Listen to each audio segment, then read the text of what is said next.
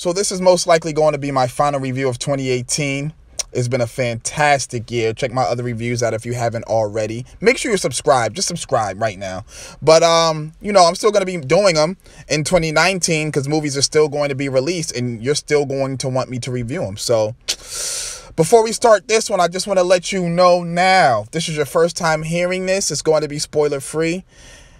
I really don't like Transformers movies. And I am a Marvel advocate, which means this is going to be a genuine and an unbiased Duel review. Let's just get into it right now.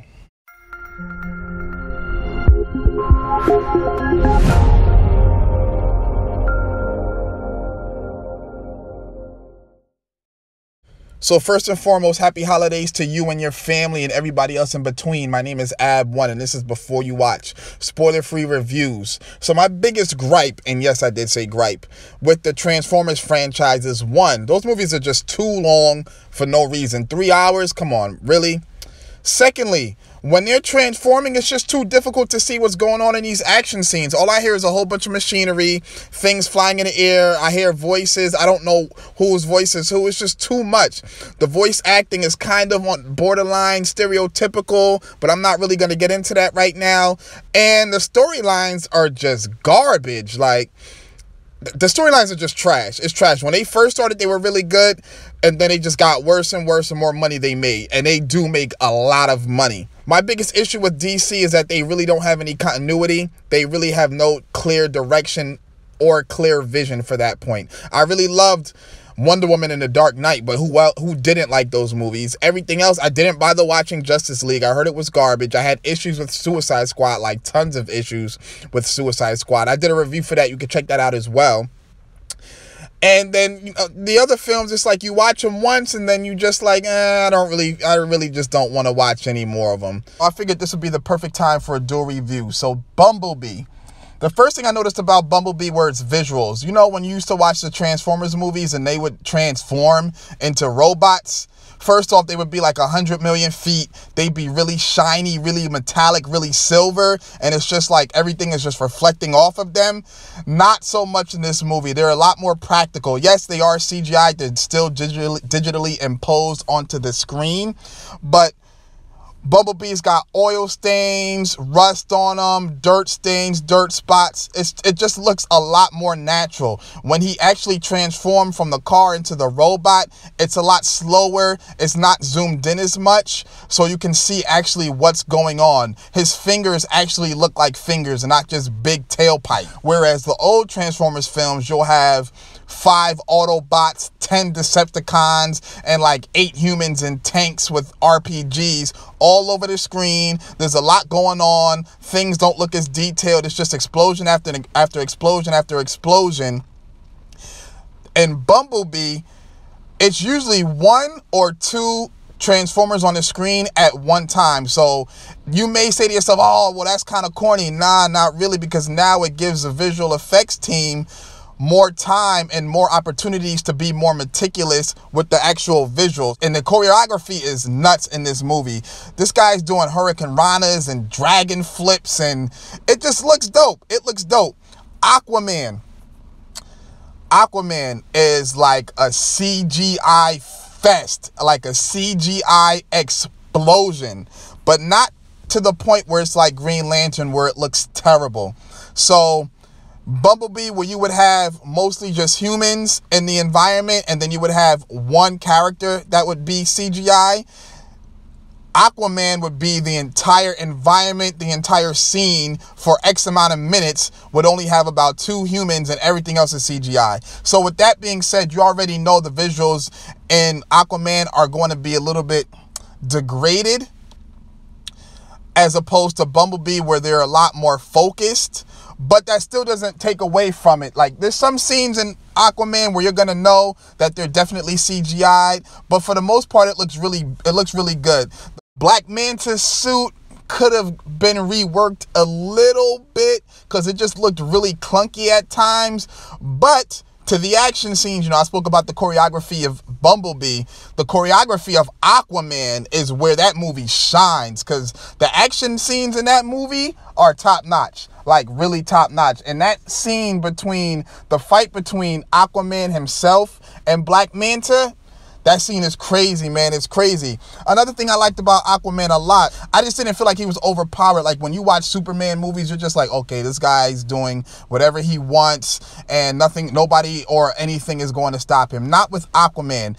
Aquaman isn't as much of a origin story as it is of an adventure film, because it's not a movie about him finding his true powers. You find that out in the first 5 minutes of the movie. Matter of fact, both movies start out with action scenes in the first scene. So Aquaman, you find out his origins in the first 5 to 10 minutes of the movie. And then after that, it's just all about him on his quest. And you just follow him and see what's going on. They don't really talk too much about his powers. You know, a few things, but not too much.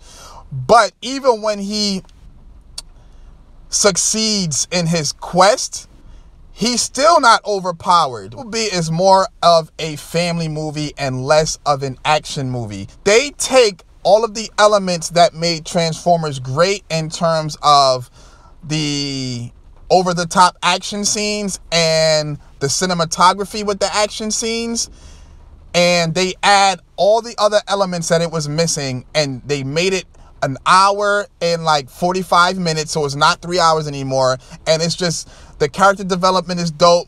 The chemistry between both stars, the girl and the guy, the chemistry between them is so natural. It's so organic. You feel like they're really dating in real life. They could be, I don't know.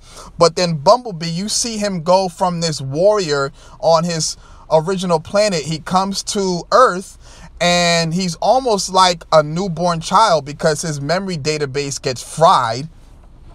So it's almost like he's a puppy, you know what I mean? And the star has to basically nurture him. Aquaman. Casual moviegoers are going to love this film because it has everything you want from an action film. It's got really good visual effects. It's got an easy to follow story, nothing too contrived, nothing too deep, nothing where you really have to pay too much attention to. It's got really well choreographed fight scenes, really good action scenes, and the climax is pretty good. It's not too short-lived. The villain is not that bad. He's not really villainous, but he plays his part well. The one thing I really did not like about Aquaman, though, was the dialogue was so corny. And this is where cinephiles will be torn with this film. If not, they probably hate it. And these are guys that take movies seriously like myself, but I can give you a neutral stance on it. People that really care about dialogue, script, character development, on-screen chemistry, they're gonna hate this movie. Aquaman's co-star, the leading lady, her wig looked a mess. She looked like Poison Ivy from Batman. I didn't know what her powers were. The chemistry between them two was just so off. It just didn't seem natural at all. And the dialogue between everybody, like, it didn't matter who was talking outside of the villain. It didn't matter who was talking. It was just so corny. The one-liners was cheesy. It was just whack, like super whack. There's this one scene where these guys, Black Manta and his father, they're embarking on an underwater heist, and something happens. Aquaman like intercepts them, and Black Manta's like, "We hit something," and his father turns to the screen and he's like, "No, something hit us." And I'm like, oh, poor acting, poor dialogue. It's just so corny. But like I said, casual viewers aren't going to take things like that into account. Now, Bumblebee.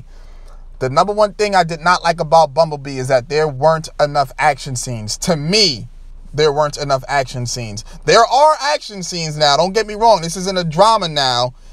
And the action scenes are fantastic, but I felt there could have been at least one or two more. You know, it's a family film, like I said before. There's going to be a lot of dialogue, a lot of story development. So now you feel connections, you build these emotional attachments to these characters, and that's fine.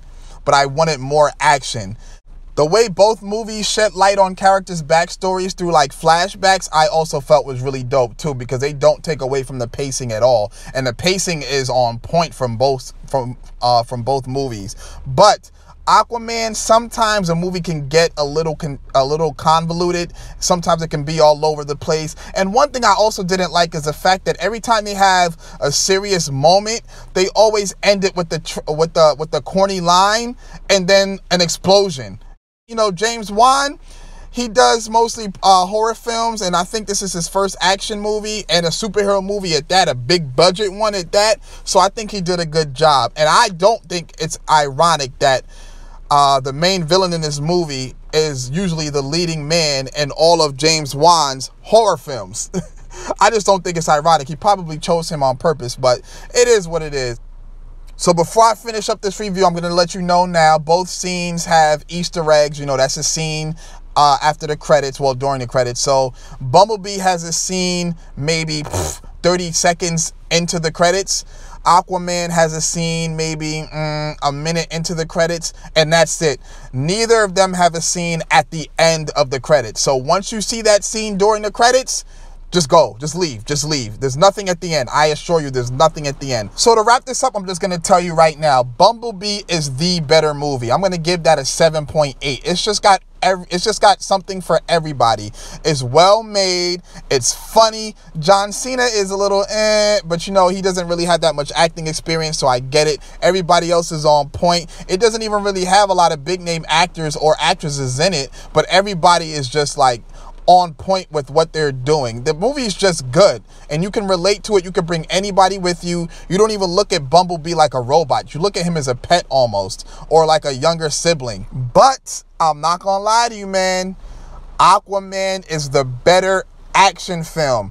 If you want to go somewhere for 2 hours, kill some time, be entertained, and just watch an action-packed film, Aquaman is the movie to watch. I'm going to give it a 6.5. A lot of people are going to probably think that's low. If you don't know by now, I am a tough grader. But honestly, compared to all these other DC movies that we've been subjected to, Aquaman is really not that bad. People have been telling me they'll give it a 3 and a 4. Critics will give it like a 1 and a 2. This movie's not that bad. But you have to just be in it just to be entertained. You know, Bumblebee is like the movie that they play on TNT during the week, and Aquaman is the movie that they play on Sci-Fi Channel like once a month. So if you know what I mean by that, you'll understand my analogy. But that's pretty much just what it is. If you haven't subscribed by now, definitely subscribe. I always got reviews for you. They're always spoiler free. Hit me up on Twitter at ABWON. All my social media links will be in the description. I got the live leak segment coming for you in a couple seconds so you can hear how people reacted to the film. And that's pretty much it. You know, I'm out of here. Happy holidays. Peace.